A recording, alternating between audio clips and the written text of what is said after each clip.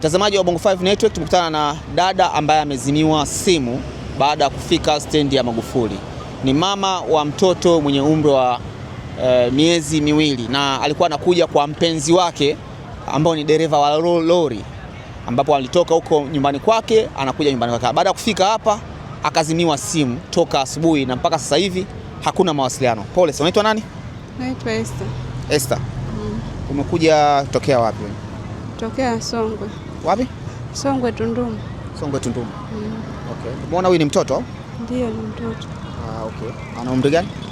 Ana miezi miwili. Miezi miwili. Ndio anakaribia kufunga. Anakaribia miezi miwili.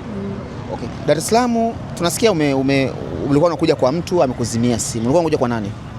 Nilikuwa anakuja kwa babake na huyu mtoto. Ambao ni mpenzi wako? Okay, mliongea nini? Alisema uje uchukue hela ya mtaji. Hela ya mtaji. Uanze biashara kwa sababu sasa siwezi nikafanya kazi yoyote. Toka nimejifungua na umwa muda mwingine. Kwa hivyo baada hata mtoto mwenyewe baada hajakuwa. Okay. Kwa mtaji gani uko unachukua? Alisema uje uchukue tu vinguo vya ndani niwe nauza.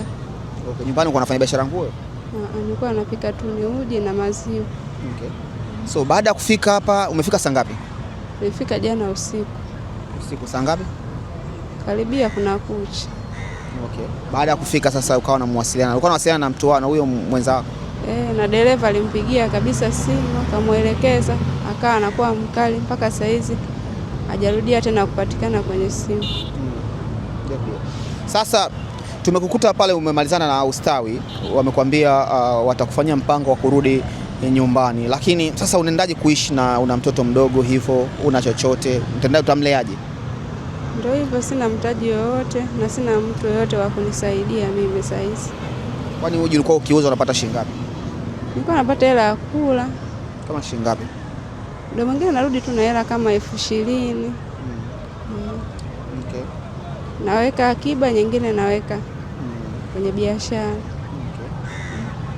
Na sasa hivi huwezi kufanya hiyo kazi kutokana na mtoto? Siwezi. Sasa huyu mpenzi wako mlikutana naye wapi? Tulikutana naye kati nauza uji. Wapi? Tunduma. Okay. Na alikuwa anakuja Tunduma ama mlikutanaje Tunduma? Alikuwa anakuja mara zote. Okay. Mimba ilipokuwa ndo akaja akaacha kabisa. Akaacha kabisa.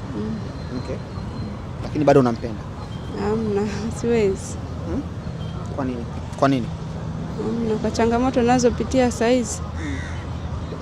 Maana hapa namtesa tu ni mtoto mpaka saa hizi